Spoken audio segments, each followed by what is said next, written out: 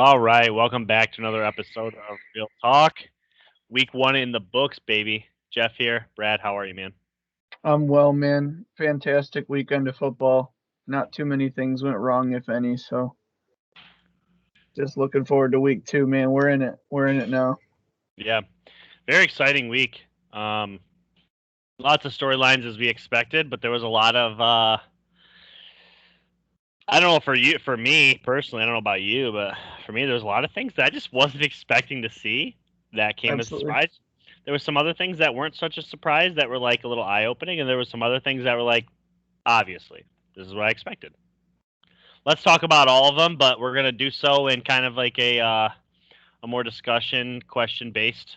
I'll go ahead and start her off unless you got Yeah. something that you want to Go start off ahead. with. You guys, those of you guys listening, you guys know how me and Brad do things. We don't like preparing each other before the pod with questions or with what we're going to talk about. We like to keep it super raw, super authentic. Mm-hmm. Um, this is the first time he's hearing this. So here we go. Who's the one player that is now a must start week 2 in fantasy? I think there was a lot of players that probably fell under the radar that people were scared to play, but after week 1, you're like 100% starting this dude. Now he might Yeah. not be on your team, but in Right. general. Right. Yeah. I'm not gonna take somebody who we were already starting. I think a lot of people had reservations, maybe had him on their bench, team we didn't know much about. But I think that guy. I don't know if you're going to have a better fantasy quarterback than Jalen Hurts. I mean, going into week 2 after his performance, now I know it was against the Falcons defense, um, but everyone, no one really knew what to expect from them. But Jalen Hurts and that offense, um, again, new rule in the NFL. A lot of people didn't realize under the radar when guards or tackles are pulling on run plays, players on the defense are no longer allowed to dive at their legs. So we saw a few highlights from Kelsey and their left tackle of them just steamrolling guys in the secondary. They have an incredibly athletic and healthy offensive line. Jalen Rager and Devontae Smith both got touchdowns. Miles Sanders in their running back field is very good at receiving out of the backfield. And Jalen Hurts can run. He's going to get rushing touchdowns too. I think going forward, Jalen Hurts may be a must play. And if you have Hurts and another top tier quarterback, I think you could use those guys as trade bait in fantasy football, either one of them, and get really good players elsewhere. But Jalen Hurts, if he's on your team, I don't know how you could. I don't know how you could sit him going forward. That's a hell of a first answer. I was not expecting that one, but I have one. I have one too, Go ahead. and there is a chance that this player was starting for some teams, but I know for a fact he was not a around the world start. I think a lot of people had him on their bench, as did I. But going forward, in my opinion, Antonio Brown is a must start, and I think what probably happened is a lot of people realized, okay, well Antonio Brown was fantastic in Pittsburgh. He goes to New England for a cup of coffee. It was great there for his 1 week. And then all of a sudden, the craziness starts. Well, he goes to Tampa last year in a half season, and people don't even remember what his half season numbers were. They were actually really good, like 400 yards, He's 40 good. some catches, and 7 touchdowns. Well, that pacing is now started in week 1. Um, dare I say he's better than Chris Godwin? Dare I say he's the best receiver on their team? Because he might be. We've talked about this. We always thought Antonio Brown was good. He really never lost, except he just kind of went crazy. I think Antonio Brown is a must start for a lot of people in week 2. Yeah, a lot of people would struggle with the consistency, between Gronk, Evans, Godwin, Brown, who's going to eat. It's But tough. It's but tough. as we all knew, if Brown plays to his potential, I mean, he was triple covered in the Steelers, and he was still a must start. So Tom Brady likes him. He showed love to both Brown and Gronk week 1. That's fair. Um, my question to you, I think you're going to have a pretty good answer for me, but with how Mac Jones played well and the Patriots still losing, are you more encouraged going forward with the Patriots or more like worried and frustrated that you're going to be in close games that one mistake could blow a game going forward? But I know you were pretty high on them winning 12 games. Are Yeah. you going to stick strong with that, or are you more worried or encouraged with what you saw out of the Patriots? Fantastic question. I can answer this a couple different ways, but I kind of like, even though I didn't think you were going to ask me this, I've been thinking about this I've had a whole day to think about this. Yeah, Okay? when you're at work, that's what you think about. Basically 2 days to think about this. So first off, I accounted for one loss to Miami in my 12 wins. My 5 losses that I have for New England, one of them was to Miami, one of them was to Buffalo. I have a splitting. We can still beat Miami later in the season. Okay, that's to answer that. Second thing is what I saw of Mac Jones was the best rookie QB outing of anybody. Now, mind you, he probably has more to work with than a lot of the rookie QBs. Zach Wilson doesn't have near as much to work with as Mac Jones does. Trevor Lawrence, you could argue, has more to work with, but has a worse roster. And Trey Lance didn't get near the opportunities, neither did Justin Fields. So, of the three, I thought Mac looked really good. I'm more encouraged. And another reason I'm more encouraged is because New England outplayed Miami. New England fumbled twice, which is really uncharacteristic of them. They don't do that a lot. But unfortunately, fumbles actually cost them wins last year too. I hope this isn't a recurring thing. Right. That's so I'm gonna bank on the fact that Bill Belichick's not gonna tolerate it. It gets better, and also, I just think that this team is. First off, there's a stat out there, and I don't have it in front of me. I wish I did, but again, I didn't know you were gonna ask this. Rookie quarterbacks to start week 1 and win since like 2014. They're like 1 and 15 or something. It was in 2002, I believe it was David Carr in 02 was the last time a rookie quarterback won his first start in week 1. It's very tough. The expectation is almost unreasonable. Then again, I'm not saying two has only been in this league 2 years, but regardless, very optimistic of what I've seen of the Patriots and Mac. The one thing that I didn't think we would miss and do, we missed Stephon Gilmore. We're going to need him back immediately. Yep, and you got 6 more weeks without him, so we'll see. Yeah, the Tampa game that I've been obviously pretty vocal about, might have to switch that one, but is what it is. Is what it is. Gotcha. My question to you, I asked this on our bold prediction episode. One of the questions I posed to you is who's just basically one of the overlooked teams. And I think you were saying Minnesota. Yeah. So I'm gonna repose the question differently. After week 1, who's the most overlooked team? I still think when you talk to people, they're going to say it's because of who they played or whatnot, but it's another team that I answered with overlooked. I still don't think people like the Denver Broncos as much as I do. I think they're a dominating team. The Giants have the 8th ranked defense in the league. Last year, I believe it was 8th. They averaged 6 yards a carry. They dominated in time of possession. Teddy Bridgewater takes care of the football. They've got an elite pass rush, a monster secondary. I think the Broncos are a playoff team. We'll see if they made my top 10, but I think they won convincingly. The Giants scored a late touchdown, but it was this game, by after halftime, the Broncos are running away with it. And that's kind of what I said in our predictions. I said the Giants are going to win, or the Broncos will win this game. They're just a flat out better team. Now, again, I think we could mark it down that the Giants have the 32nd ranked offensive line in the league. I mean, it was so bad, but then again, the Broncos made it look that way. So I still think the most overlooked team is the Broncos. People are going to dismiss this win. They dismiss their offseason. They're dismissing the roster. I don't think anyone outside of Denver thinks this team is a threat, and I think they are. Another good answer. I have 2. I'll keep it short for both. But I also will say before I even go into this, I think there's multiple teams that fit this bill. It's week 1. There are teams that lost that fit this bill.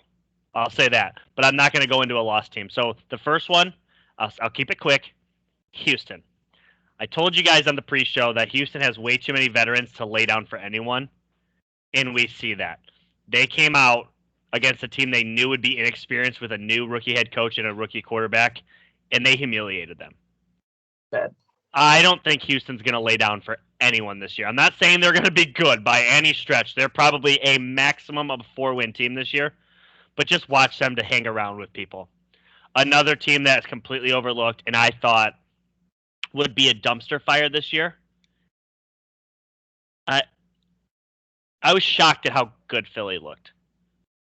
They're more of a college offense in a college scheme that probably won't work to be a playoff team right now. But I was impressed. I was impressed with Jalen Hurts, as you already said. I was impressed with their wide receivers. I was impressed with what they did, how buttoned up. And I understand they went up against a rookie head coach, but the Eagles had a rookie head coach, and he looked way more prepared than it. Go ahead. This is just one team that I got so mad at myself with because I predicted them to win in our weekly pick'ems league that we're both in. And whenever I talk about the Eagles, I've always been super optimistic. I like both of their lines. I thought they were going to be underrated on offensive line. Now, I didn't think 32-6 was coming, but I really allowed just Nick Sirianni's press conferences and how kind of dumb, to be quite frank, that he sounded to make me predict this team to be really bad. Now, I'm not going to say the Falcons I didn't predict to be good either. So I'm not saying this team has now changed my mind. They're a 10-11 win team. I don't know how good they'll be, but this is one pitch I wanted to swing at, and I let it go right past me for strike three. I'm really optimistic on the Eagles. I took them to win outright this weekend, which again, I didn't see them winning by 26, but it's frustrating because I wanted to predict this team to be better than everyone else, but I couldn't pull the trigger, and now I got to just, sit here. But Eagles, yeah, I agree. They are an overlooked team, and I think I got the NFC East totally wrong. After 1 week, it looks like it's going to be the Cowboys and Eagles again, and but that's how it goes. That's why we like to see the games played. I did call these teams overlooked because I personally thought they'd be dumpster fires, and they're not. But I'm not saying they're playoff teams. I'm not saying I think them are playoff teams. I want to make that clear. I'm not trying to hype up these teams. But I thought they would legitimately be dumpster fires. And they both looked really buttoned up and decimated their opponents. And it needs to be shouted out. We don't talk about Houston and Philly unless it's in a bad way. So go ahead. For sure. That might answer my question, but I was going to ask you on the weekend, it doesn't have to be the biggest margin of victory. It could be two good teams, maybe the way a team fought back. But to you, what was the most impressive win on the weekend? Who was the team that really put their foot down and made a statement win week one? I actually don't even need to think about this. I was in shock at how bad the Arizona Cardinals beat down the Tennessee Titans. Do not, under any circumstances, let the score dictate what the game was. If you did not watch the game, there was a ton of great 1 o'clock games. I understand if you didn't watch the game. Go watch the highlights. Chandler Jones should have been arrested for attacking men. It just wasn't fair. It was like, I'm watching this game, and the entire Cardinals team, which I told you before the season I was not high on. I thought they were the worst of that division. Not that the division's bad. Yeah. They're going to be a 7-8 win 9 team, I thought. No, we need to consider them higher. Because you know how I feel about Tennessee. I picked Tennessee straight up in this game. They humiliated them. Yeah, we said both teams have high-powered offenses. Neither of them have defenses. We swung and missed on the Cardinals. Yeah, they have a defense. J.J. Watt looked, and I put this on the Facebook page.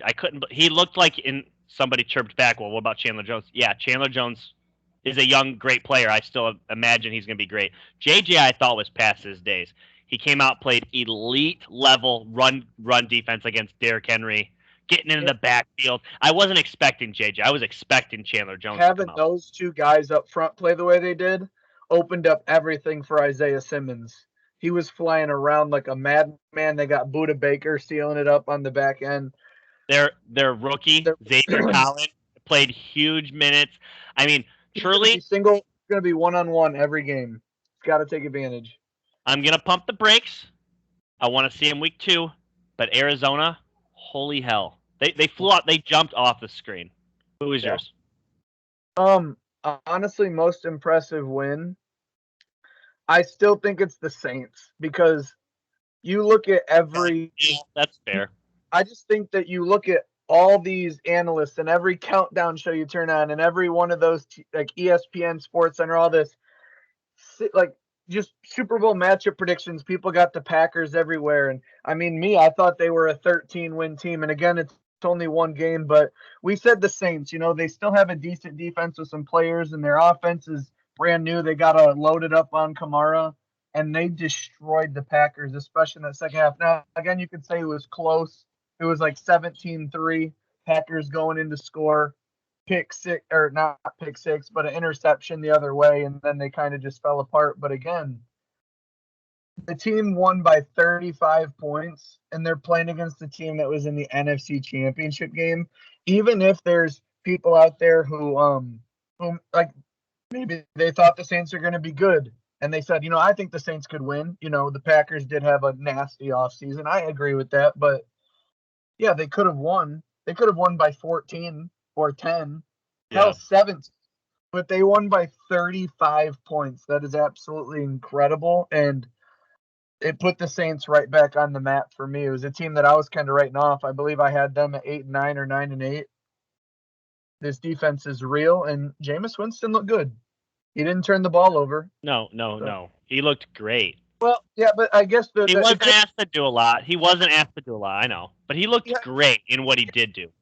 Didn't he have like under 200 yards passing, even with his 5 touchdowns? Like 154, yeah. So again, he didn't turn the ball over, and he scored touchdowns. He only did what he could do because he was having a lot of short fields. But I do want to say something quick.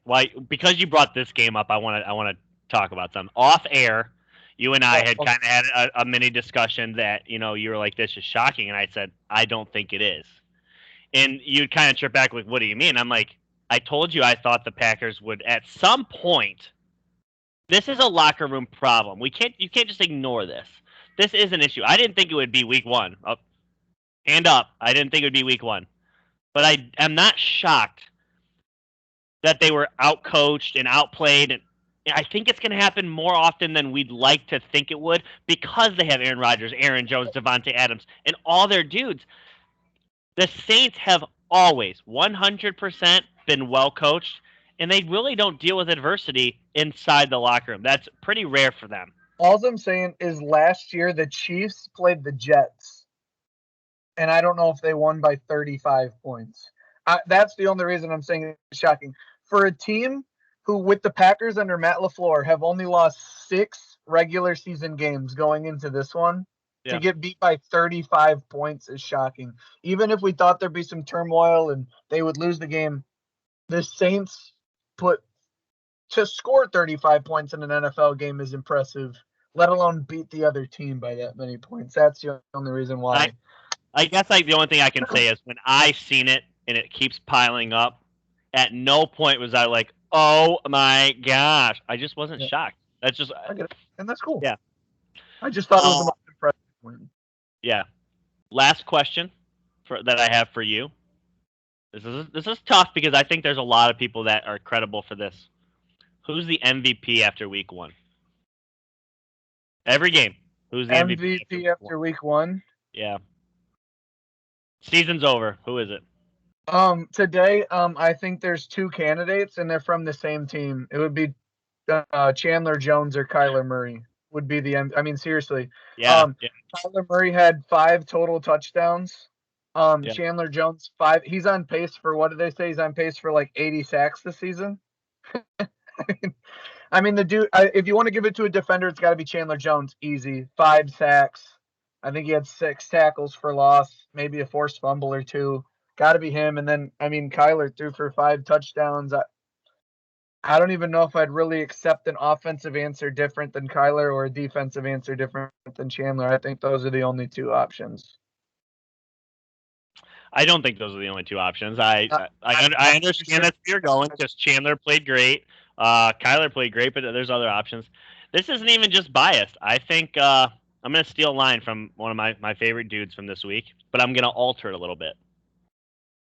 Find me the difference between 24-year-old, 34-year-old, and 44-year-old Tom Brady. Coming out week 1, opening night at 44 years old, I thought he played fantastic. He threw 2 picks that were both, you could say, weren't even his fault. One was last second before halftime, and the other one was off of Leonard Fournette's hands. And he led a last-second drive to win the game. 4 touchdowns. It's just, for me, MVP-like performance. Wasn't shocked by it by any means, and I thought he played great and played the way I thought he would have, trying to defend his Super Bowl. Okay, no comment. We'll move on to my last question. I know you enjoy yourself some college football as well. What are your thoughts on the possible rumors of Urban just jumping ship to maybe go to USC, or Eric Bieniemy going to USC? And do you think those would happen in the middle of the season or after the season? But Urban got destroyed on his first game, and I don't think it's going well in the NFL with the team or the product. I don't see the Jaguars winning many games this year. So, what are your thoughts on the Urban possibility? I had a feeling you would ask this question. I just, for some reason, I this is pretty recent news, but I had a feeling it would come up. So let me start with Urban before I get to Eric Bieniemy. Actually, let me start with the USC job. So the USC job is now open, but they currently have a guy that's going to be the interim head coach. So nobody's going to take over during the season, so they have time. We're not going to see this head coaching spot filled until at least probably December. Okay.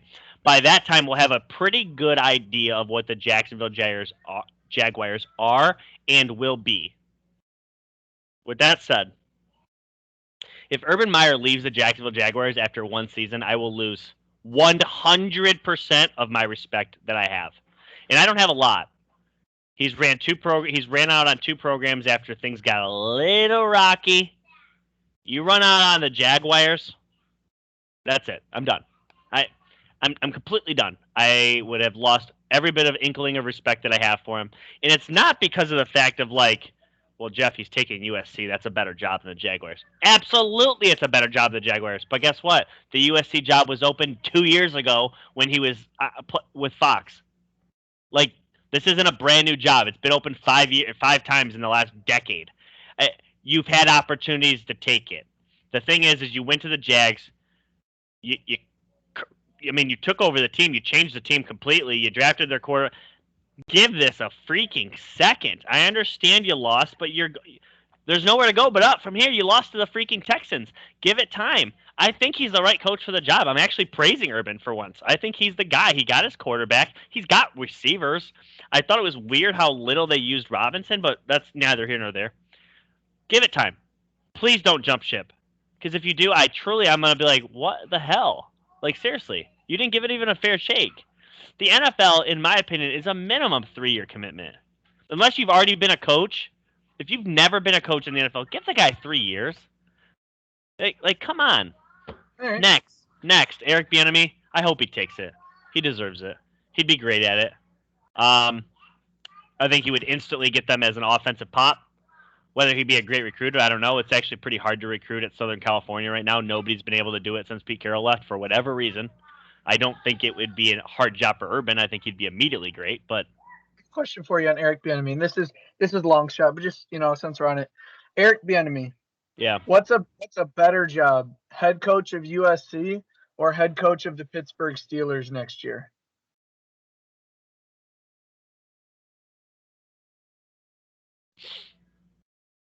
That's an incredibly fun question, but I think only because you said the Steelers. There's probably 4 NFL jobs that are clear-cut better than USC, and I think Pittsburgh's one of those 4 jobs. But he's not going to be the head coach of the Steelers next year. For those of you listening, you guys are wondering, like, where's that coming from, Brad? I was just always curious. Mike Tomlin, I don't know how much it means to him, but if he does have another winning season to extend his record of never having a losing season, and Ben does go, that immediately becomes in jeopardy. He's going to have to find a new quarterback if it's not in the roster. When Ben goes, the GM, Colbert, is going for the Steelers. They've already announced that publicly. When Ben goes, the GM goes. There is a theory of mine that Mike Tomlin is very good with personnel, but one of his only things is in-game decisions. Could Mike Tomlin be promoted in company to GM, them go out and hire what would be another African-American coach with Art Rooney and them being so intricate in the Rooney rule and having maybe the first, I don't know if this is the first or not, African-American GM and head coach. There's one in the league right now. I don't know who it is. There's one in the league right now. Yeah. Also, Eric Bieniemy would be able to draft or figure out his own quarterback, move through things, offensive head coach. That might not happen. Just long story short, I was just curious. I don't know. I'm glad you explained it because I thought you were weird for asking, but that now makes a ton of sense. That is the only reason why. If Gobert leaves and he has his record on the line, would he want to move up to GM? Because he does seem to be well with a unit and leading men in personnel Yeah. decisions. But, just curious. All right. But the USC job is better than minimum 15 NFL teams, including the Jags. I'm not trying to say that he'd be dumb for taking USC. I would just lose respect. Like, come Yeah. on, I really? don't know if This you is saw the Jags. that Adam Schefter reported that. I seen it. Okay. I, Cool. I had a feeling that's why you'd ask. I seen it. All right. Well, that's just some Uh, storylines around the league. I mean, I think that was fun. I can't wait to do this on more Tuesdays. That's a lot more fun. Hope you guys enjoyed listening to some of that. yeah. Now I'm incredibly hyped to get into our top 10 teams. After 1 week, this could be so reactionary, but it's going to Just one change all you. I want to preface it before we even get into this because I feel like people are going to listen and they're going to get all worked up because I already had a phone argument with somebody through text today about an opinion that I had. Like, goodness gracious, let's settle down here. So let me say this: there are teams that lost week 1 that are going to make my top 10. Do not kill me over it, okay? Because there are teams that I predict will be better than losing week 1. Also, Spoiler. Cleveland is a good team, people. They lost week 1. I mean, 16 teams are 1-0. If I have 2 teams that lost, the other 8, that leaves 8 teams that are 1-0 off my top 10 list. They look good. They won. I can't wait to see them next week. But that's already 8 teams that won last weekend that are not going to be on my top 10. So let me just say this: Cleveland made my top 10. Houston did not. Everyone. So let's just settle down, okay? it's a perfect example. It's a perfect example. Yes. So with that being said, I usually start off. You want me to start off, or you want to? Sure. Go ahead, run it. Okay. It's week 1, so I'm not going to bore you with all the details. I'll give you some slight things that I liked or whatever. Let's see here: 2, 4, 6, 8, 10. Starting off at number 10, the Arizona Cardinals, a team that I probably didn't think would make my week 1 top 10. Did, and they probably should be higher. I'll argue that. I think they could probably be higher because they were the most impressive team over the weekend. Offensively, defensively, they did everything that I thought they couldn't do. Holy crap, are the Cardinals good? They'll probably be higher next week. Week 2, week 2, but number 9. Whew, LA Chargers. The other day you asked me about who I thought would be out for the AFC playoff teams and who would be in. I said twist my arm, Chargers. I look good after 1 week. I actually I ended up switching off of them and pick because I had them beating Washington. I ended up switching on the podcast and picking Washington.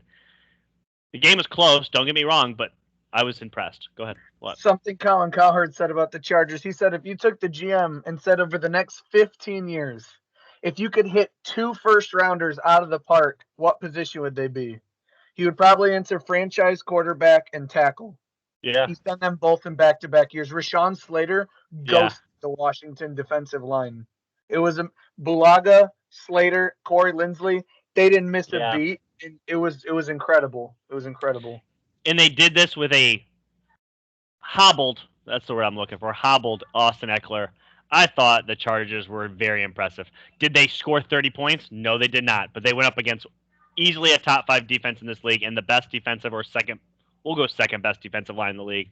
I thought they were great. Number 8, I don't know how much higher this team can get. They have a lot more to prove. Pittsburgh. I like them simply because they took a top 4 offense in this league and smothered them. I don't love them offensively. I thought they were average, if not below average. Their defense made a hell of a lot of plays and got them the win. Pittsburgh's interesting because I said this, their defense will win them 8 or 9 games. What more can they do? They did beat Buffalo, so, I mean, that's a game I didn't think they'd win. Up to 8. 7, this is down a little bit, but I'm not going off the bridge on them. The 49ers. They were literally destroying the Lions and fell asleep. I'm not going to hold it against them. It happens to people sometimes. Thankfully, they didn't lose. I think we've seen so much out of this team. They're extremely deep. It seems like anybody can carry the ball there. Love the Niners. This is number 6. Yes, this team lost.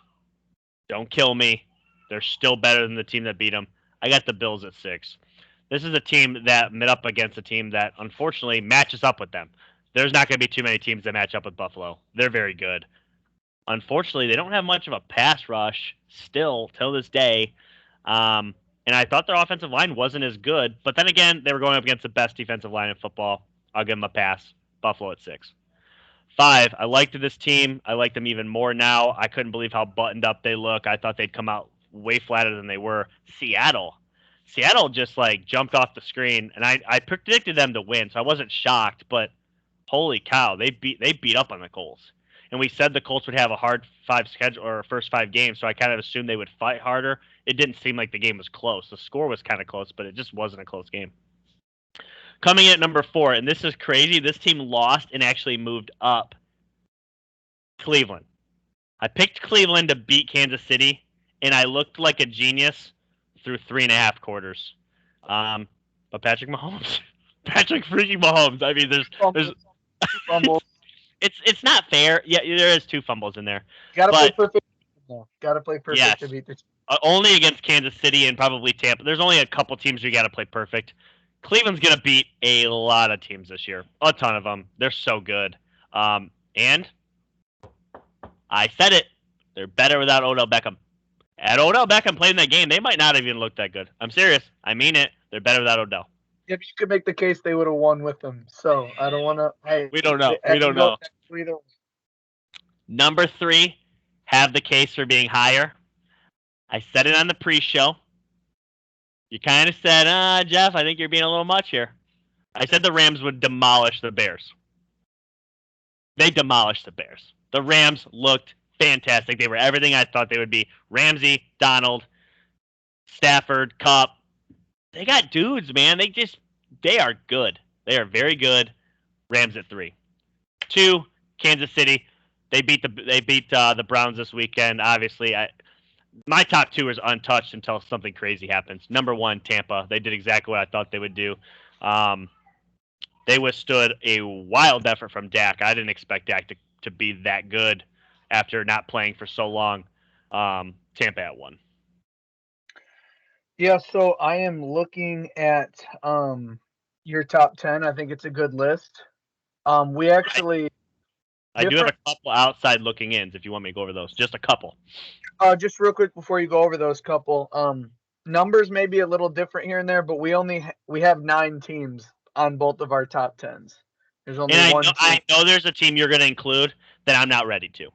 That's fair, but I knew you could include a team. So my 3 outside looking in, they're kind of like right here. My eyes are open to the Broncos, but I'm not ready to crown them. I know they're going to make your top 10, and that's fine. I get it. I've seen it. Wow, no, you're shaking your head no. Okay, never mind. The Broncos are there, though. They're on my radar.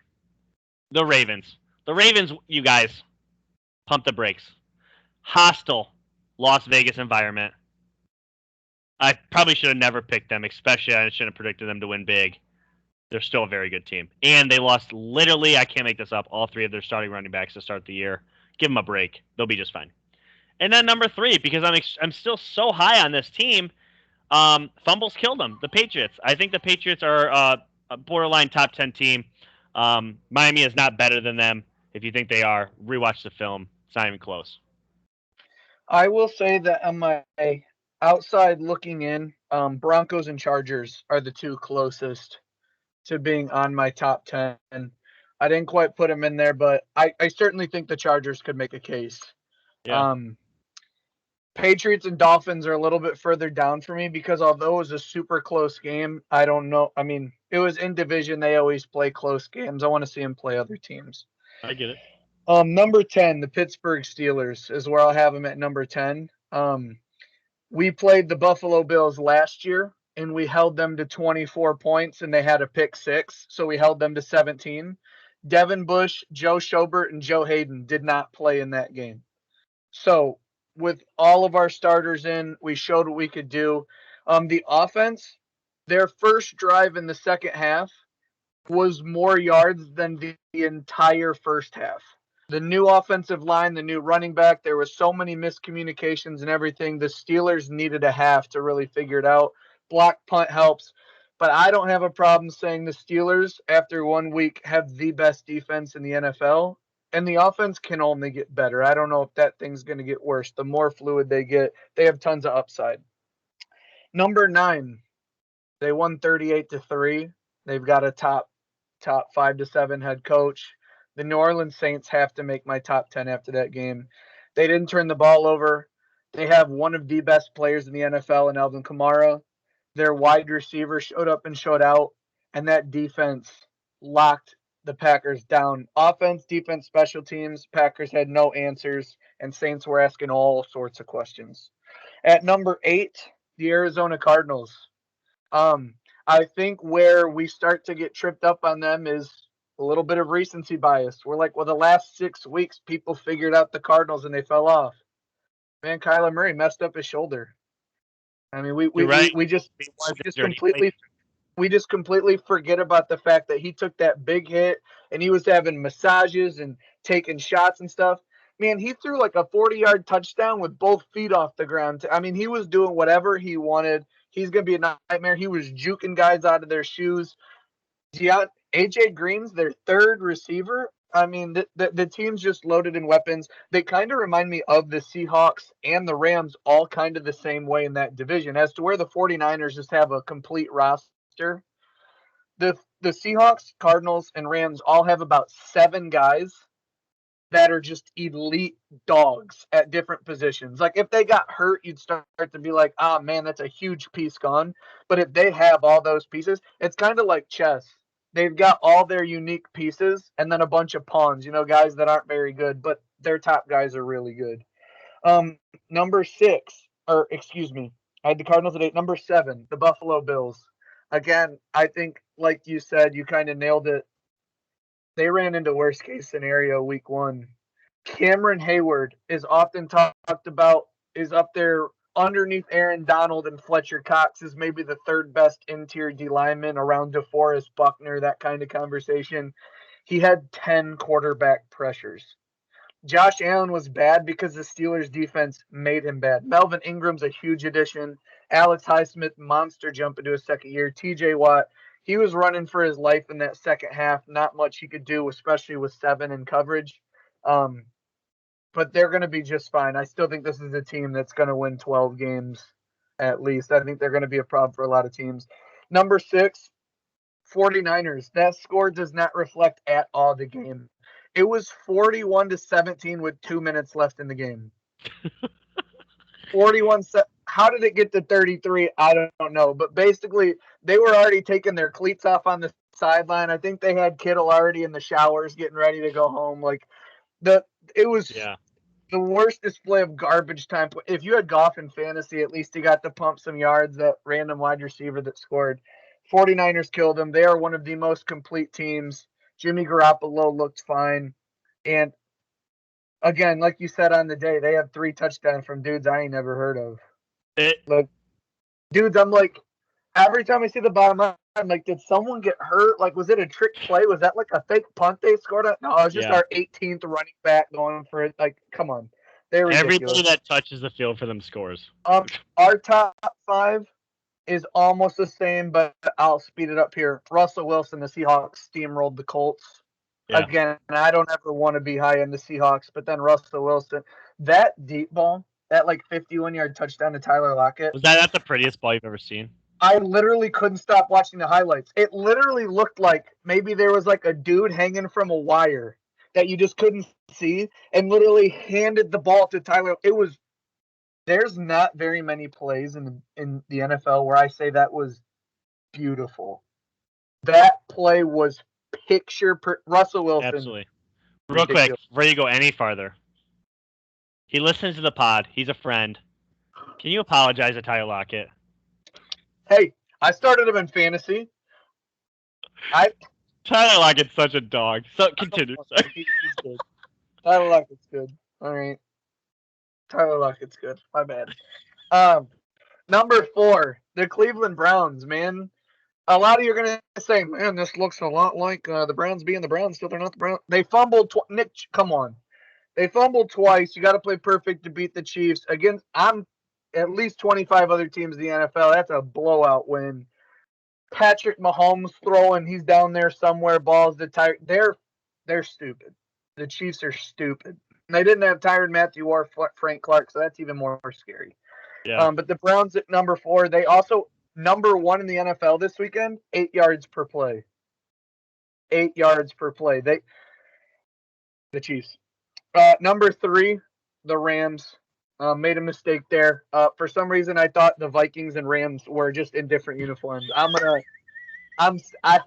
still holding on to my stocks on the Vikings, but I whiffed. Yes. Okay, I whiffed.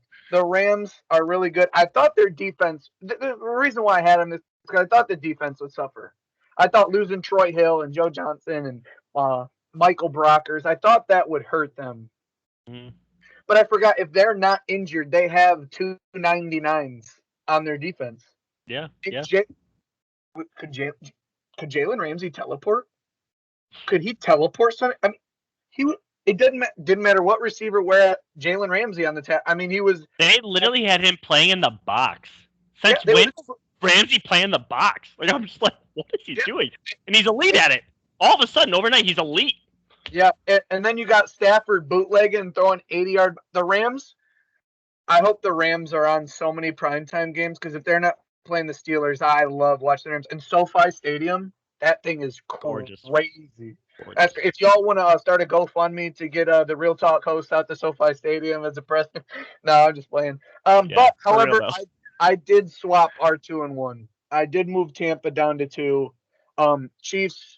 Chiefs got punched in the mouth a couple times, kept coming back, comeback win against the Browns. Now they weren't really on one guy, kind of all over the place, but I didn't like how unbuttoned up the Buccaneers were with turnovers. Maybe you could say that the Cowboys forced them. Whatever the case is, I'm sure they'll look better in the next few weeks. I mean, they got Atlanta coming up. That's going to be some points. But one thing to look at for the Cowboys, though, I know Mike Evans has his weird matchups, but Mike Evans, Trayvon Diggs, year 2 corner out of Bama, lined up on Mike Evans. I think the stat was like on 33 of 47 snaps, he lined up on Mike Evans. And when he was guarding him, he held him to I think it was like 2 catches for 13 yards or something. The Cowboys might have a stud. There might be a reason they let go of Byron Jones. They drafted that guy in the first or second round, I think. But either way, that Trayvon Diggs looks like he could be something. The defensive line play good. You'll get Zach Martin back. You completely dismissed my boy out of Michigan. Jordan Lewis had a hell of a game as well. He did play a heck of a game. Yeah. We could make a case on if that was a push off at the end. I'm not going to get lost in that. But Jordan Lewis played well. Again, Trayvon Diggs opposite of him. They look like they got some pieces. Dan Quinn might be able to put something together. But I think we all just forgot what happens when Dak's healthy. Man, that's elected. That trio of receivers. I know Gallup got hurt, but CeeDee Lamb, Mari Cooper, Cowboys, positives out of that game. But that's my top 10. Steelers, Saints, Cardinals, Bills, 49ers, Seahawks, Browns, Rams, Bucks, Chiefs. Bucks, Chiefs, again, are interchangeable.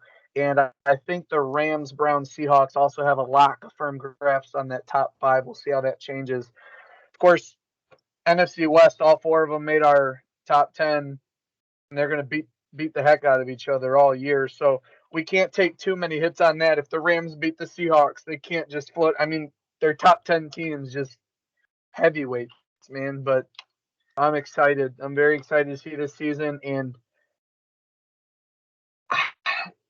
Jags, Lions. Those are the only 2 I can think of on the top of my head that I saw this weekend and were like, those are just going to be terrible teams.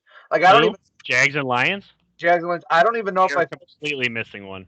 I don't know if I felt that way with the Jets. If that's who you're talking Atlanta. Again, I think the Eagles are much better than we give them credit for. But okay, I'm not going to argue that. That's because they did look better. But I think Atlanta looked. The Falcons are on the bad end. I'm just saying, I saw the Jaguars and Lions, and when I was when I would tune in a little bit to those games, I was like, I don't see any hope with these two teams this year. At least with the Jets, Zach Wilson started to find his groove late in that game and was tossing the rock around. Yeah, I guess you could say the Falcons, but again, you do have a top corner with Darius Slay. I mean, he can still play up there. The defensive line caused pressure, and again, we said it in the pre-show. Again, I didn't know that they'd hold the Falcons to 6, but you were like, I think the Falcons are going to score too many points, and I was like, I think that the Eagles are going to have no problem scoring, but I Yeah. thought it was going to be a shootout. Their defense surprised me, but them scoring 32.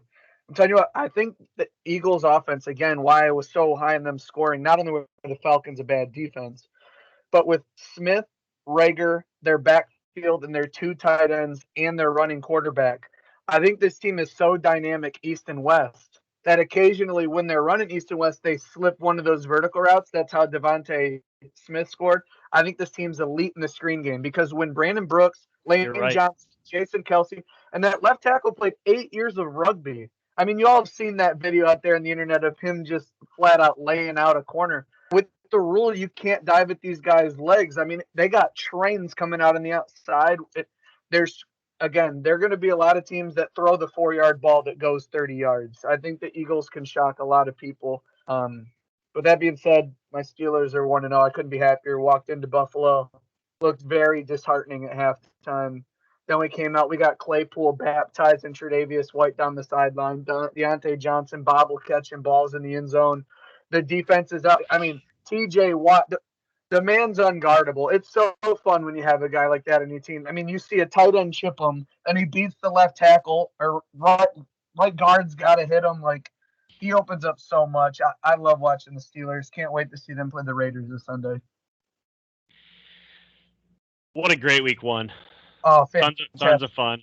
Primetime games were much too. If you got a chance to watch that Monday nighter, I was tired at work this morning, but I watched every snap, and boy, was that amazing. Yeah, crazy game. Sunday night obviously was not as close, but tons of great football this weekend. Tons of great football. And I'm very excited about this weekend. I mean, week 2. We're seeing what people really are. You know, a team that I didn't put in my top 10, you put them in yours. I'm just not there on them because I feel like I'm almost kind of close on where I think they are. The Saints, I just think they're a good team. They're going to be good. They're probably going to be one of those teams that just can beat you any given week, kind of like Washington. But at the same time, like, I don't know if they're a playoff team. It's just like, we'll see. I know they decimated the Green Bay Packers, but I'm serious. I'm not high on them. I don't think they're. I think in today's league, it's harder to wrap your head around a team that leads with the defense. Like a lot of the top teams, like I know the Buccaneers, you got to have a good defense to be a great team.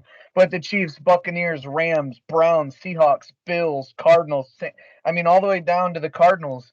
When you think of those teams, you think offense first. At least I do. So when you talk about Steelers or Saints or even the Patriots, kind of, when they get Stephon Gilmore back, there are some teams out there that say, hey, I know it don't look pretty on offense, but we're not going for style points, as Mike Tomlin would say. We're going to get to 24 and know we got a real good chance to beat you. Like, you're going to have to scrape together points. You're going to have to go for it on 4th downs. You're going to have to, So, again, and you could say people who watch the Bills Steelers, but Josh Allen missed a deep ball for a touchdown, and Cole Beasley dropped the ball. So there's going to be crucial plays everywhere. But, again, the Giants, who were they 10-6 and then they won the Super Bowl? The reason they were able to do that is because their defense only had to rush 4 to get pressure. You drop 7 in coverage. The Steelers blitzed like 4 plays against the Bills, and 5 quarterback hits, 2 sacks, and a forced fumble from Watt. 10 quarterback pressures with hits. Melvin Ingram's getting hits. Highsmith. Yeah. That's a luxury not a lot of teams have, and so if you that's the fun thing about having a good defense like that, I guess. But I'm not going to sit here and talk about the Steelers till you guys mute the podcast. I could talk about that forever, but gosh, we all get hype. Well, I hope all your teams won, unless they didn't. We'll see you back for the week 2 live show, but this time we're gonna be on Spotify Green Room. Please download Spotify Green Room. Please get involved. Follow Brad. Follow me. I posted on the Facebook page. I can post a live link, But I think that's all I can do. I can't force you to set up an account, and I can't force you to join. So please do that. And we will see you Sunday for the live show, 11 a.m. I can't wait for football to be back already. Thursday night, though, we started early this week. So Giants, Washington. We got Yep. in division 0-1 versus 0-1. Maybe some must wins with how some of the teams looked in that division. But Yeah. Giants 2-0 against Washington last year. But man, the 30 bad O line versus Chase Young and company. Yeah. All right, guys, we're out. See you next time. Go Pats. Thanks. Real talk.